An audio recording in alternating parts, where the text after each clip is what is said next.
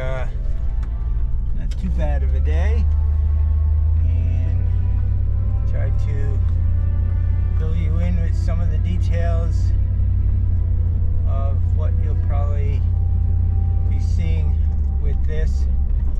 I started out this morning on a spruce tree, and instead of trying to drop it with all the branches on it, as most trees are traditionally dropped, cutting it at the bottom and over it goes sideways, I found a branch that was about 2/3 the height, and from that branch I put a line over, tied off to the spruce that I'm taking down, or was taking down, and then cut the base. After cutting the base, I cut chunks off of it to get it lower and lower, till at one point the spruce was being suspended by the rope that was going over the limb.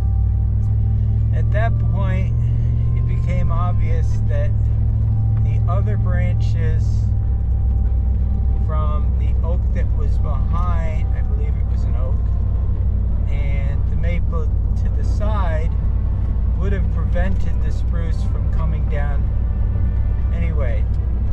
So as the weight of the spruce kept pulling it down, and at one point started rocking the spruce to get it down, I was able to get it down in a very controlled manner, and also reduce the spread of where the branches were.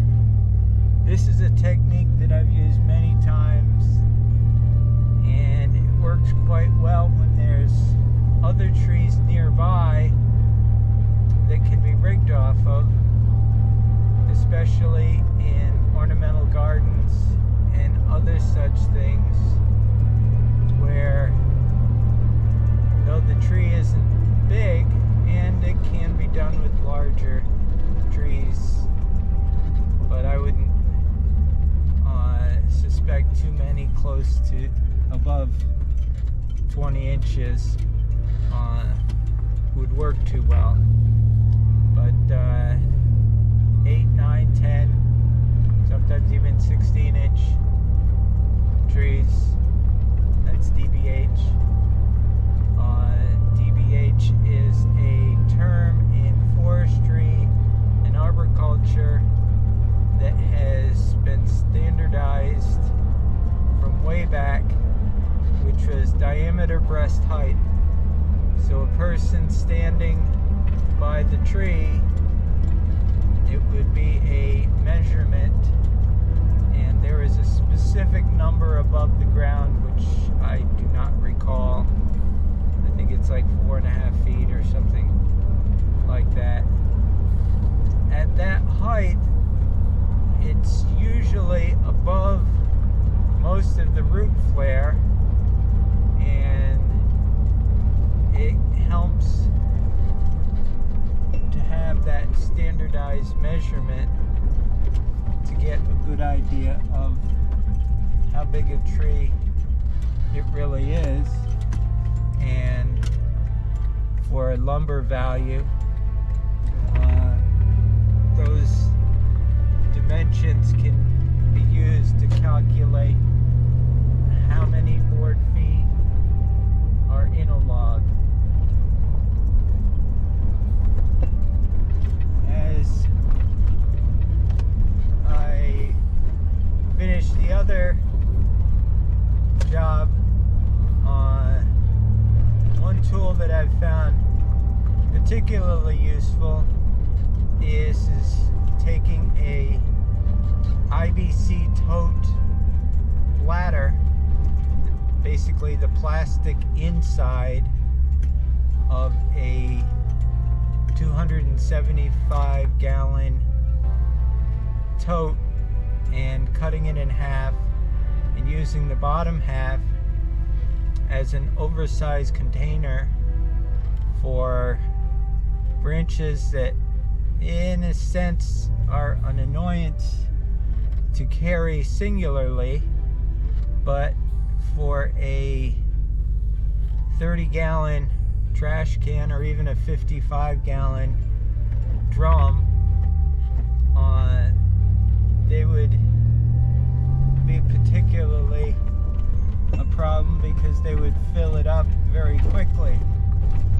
So with this tote, I can put quite a few of these and smaller branches in it, and through the drain I can run a rope through that, tie crosswise to a branch, and use that to drag it.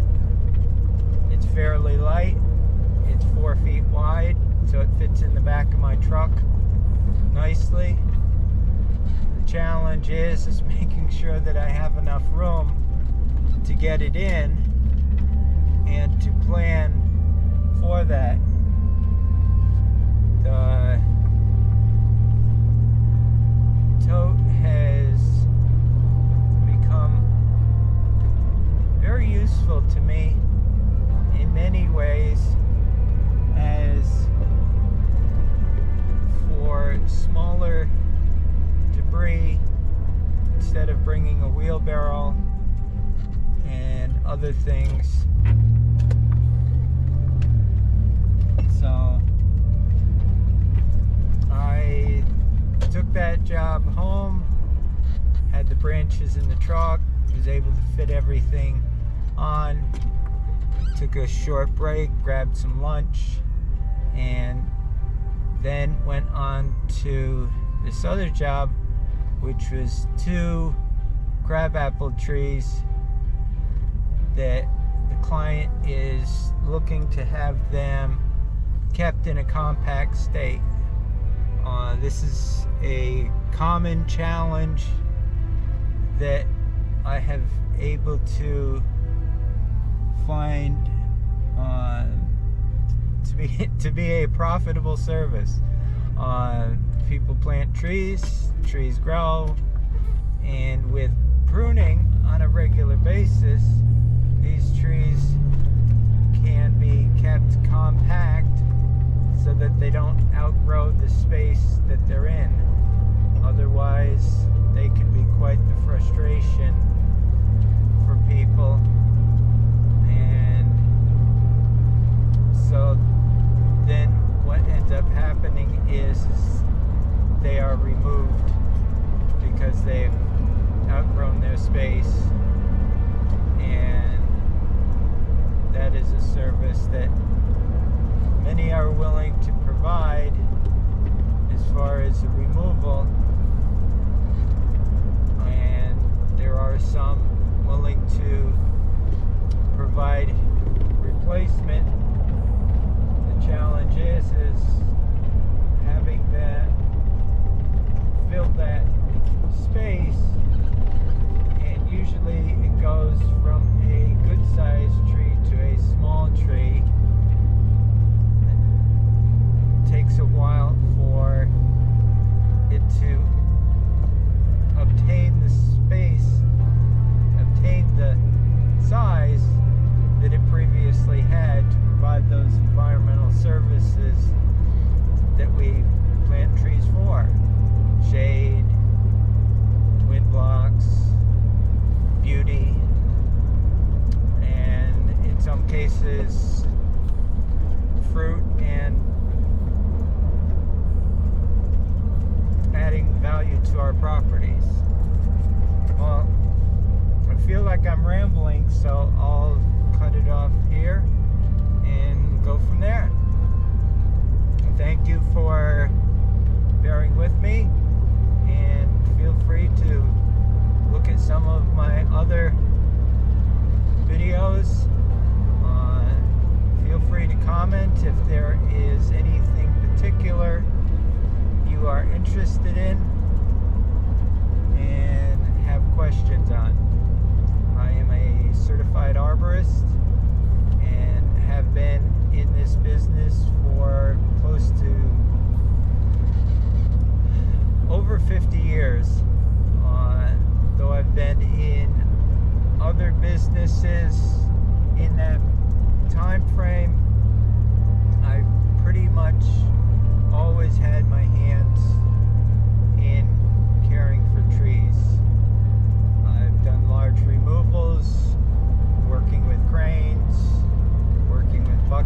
sidewalks.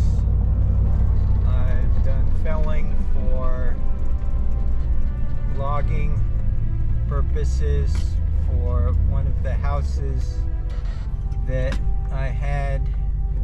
I cut the trees down, skidded them, helped my father-in-law at the time to take those logs, turn them into lumber, then take that lumber and turn it into a house with the help of my wife and stepdaughter at the time. My wife and stepdaughter have since moved on to a different life, and the house has been sold to someone else.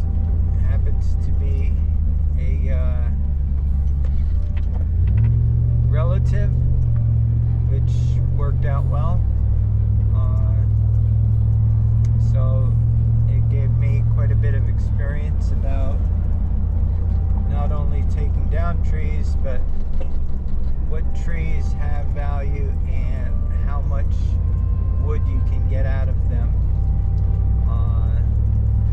My preference is maintaining trees so that they can provide as much useful service as possible. Ideally, planting and having a succession so that if a tree outlives its usefulness, starts to decline, there are other trees in the area to take its place, so one can be removed and others can continue. That all important